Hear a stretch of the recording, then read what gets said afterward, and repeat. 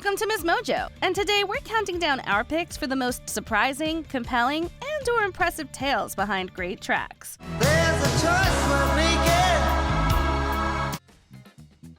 Number 10. Quitting in Style. I Will Always Love You by Dolly Parton. Several years into making music, Dolly Parton was working with entertainer Porter Wagner. The artist then decided she wanted to come out from her partner's shadow. If I should stay. I Will Always Love You was her attempt to say goodbye, with the artist choosing to move on with her life and career. It sounds like a traditional love song, but it's also rooted in Parton's professional ambition. I'll think of you each step of the way. She later proved that she made the right decision on multiple counts. But I will always. If the songwriter never made this big move, we might have never had this version or the Whitney Houston cover.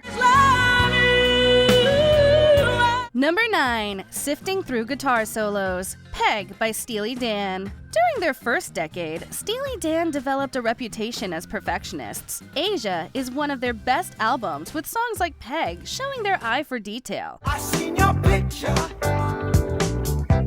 Your name in lights above it. To achieve high-quality sounds, Captains Donald Fagen and Walter Becker invited several musicians to record. This resulted in many discarded attempts at a guitar solo. I like your picture. I keep it with your letter. Recruiting artists like mercenaries, Fagen and Becker waited until they got exactly what they wanted. Jay Graydon gave the winning performance for the final track. It weaves perfectly into a rich tapestry.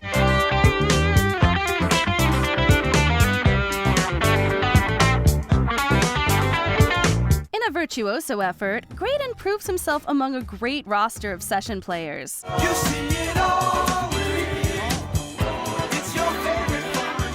Number 8. The Day the Music Died. American Pie by Don McLean. In this folk tune from the 1970s, Don McLean engages with tragedy and pop culture. A long, long time ago, I can still remember. The song was partially inspired by The Day the Music Died. But February made me shiver with every paper I deliver. Like so many others, McLean reeled from the deaths of Buddy Holly and other artists in 1959. Holly, Ritchie Valens, and the Big Bopper died in a plane crash that year. Bye, bye, Miss American Pie. Drove my Chevy to the levee, but the levee was dry. The songwriter also added in cryptic references, giving audiences decades to analyze his poetry. It's an epic track that could be considered part eulogy and part history lesson. In both cases, the singer seems to mix together his personal grief with that of an entire nation. Singing this will be the day that I die. Number 7. A legendary guitarist helped shape a song. Superstition by Stevie Wonder. When most people consider this song, they think about the work of Stevie Wonder. Very superstitious.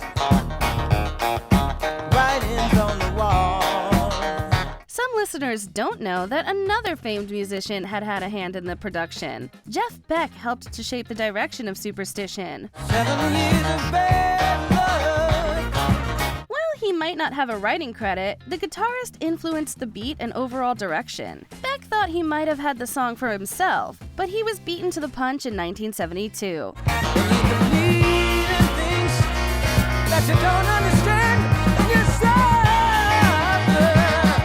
This momentary duo stayed solo artists, but the world clearly benefited from their brief collaboration. Many years later, the British artist joined Wonder on stage to play the hit once more. I love you, God bless you. Number 6. A bullying episode inspires a thriller classic. Human Nature by Michael Jackson. Michael Jackson didn't write this track from Thriller, but he did receive help from talented musicians. Looking out across the night. Toto band member Steve Porcaro ended up being one of them. I'd always shake my window. After his young daughter told him about being hurt by a boy, Porcaro came up with the idea for Human Nature. While it wasn't written for Jackson, producer Quincy Jones heard an early version from Toto bandmate David Page's demo collection. If they say why, tell them that it's human nature. Writer John Bettis then helped to reshape the song with different lyrics. Porcaro left his mark on an awesome record by bringing his own personal life to the music.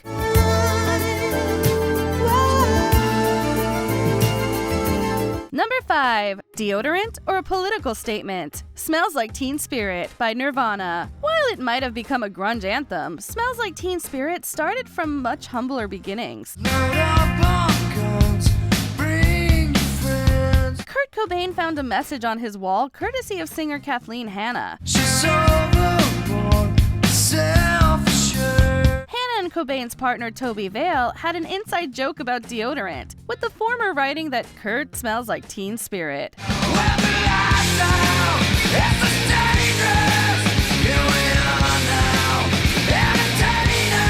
The Nirvana frontman didn't know about the brand name and took it to mean something deeper. He later realized that it was a much more innocent joke. Regardless of its origins, the iconic title fueled one of the greatest tracks in the 1990s.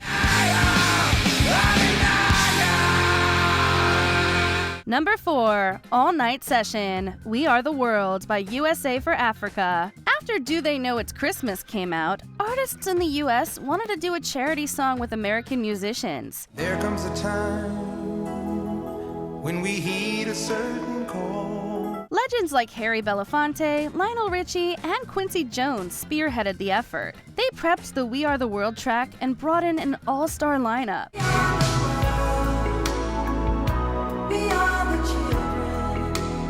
On the night of the American Music Awards, the group met in a Hollywood studio. One of the finest rosters in music history assembled, all working to raise money for famine relief.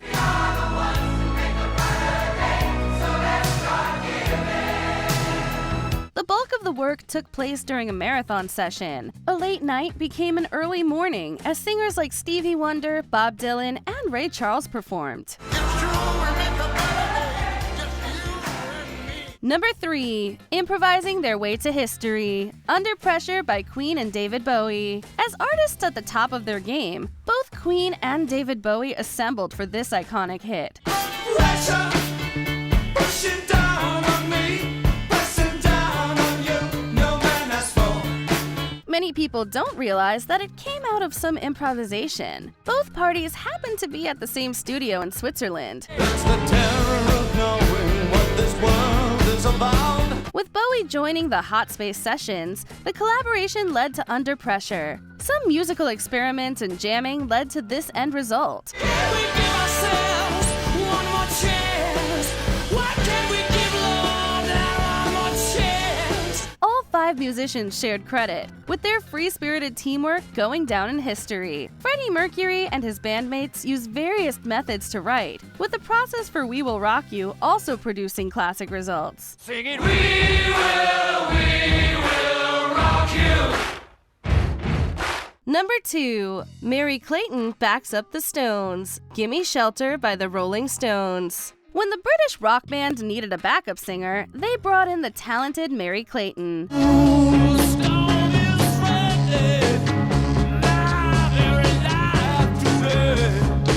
vocalist arrived at the studio in the middle of the night, still wearing her pajamas.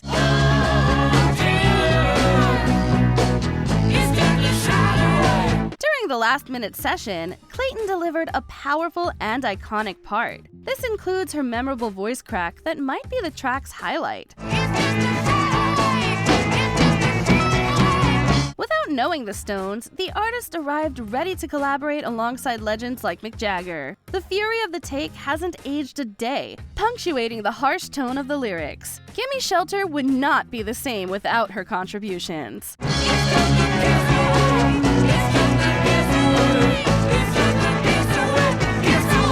Before we unveil our top pick, here are a few honorable mentions. Vampire Love, Total Eclipse of the Heart by Bonnie Tyler. The songwriter Jim Steinman envisioned the song for a vampire musical. And I need you now tonight, and I need you more than ever. Watching Barbara Walters, I Don't Want to Miss a Thing by Aerosmith. Diane Warren was inspired by an interview with Barbra Streisand and James Brolin. 'Cause I miss you, baby, and I don't wanna miss a thing. Inspired by real life, Piece by Piece by Kelly Clarkson. This heartfelt song examines personal relationships with tremendous empathy. Piece by piece, you fill the holes that you burn in me. The Cause of the Fire, Smoke on the Water by Deep Purple. As it turns out, the smoke came from a real fire at a Frank Zappa show.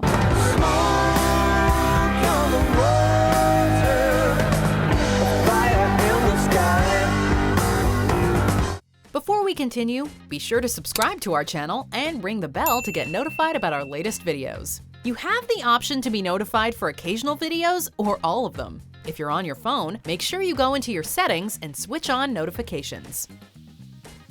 Number 1. Paul's Improvisation. Get Back by the Beatles with Billy Preston. Even with one of the best bands ever, the recording process comes with happy accidents. Jojo was a man who thought he was a loner, but he knew it couldn't last.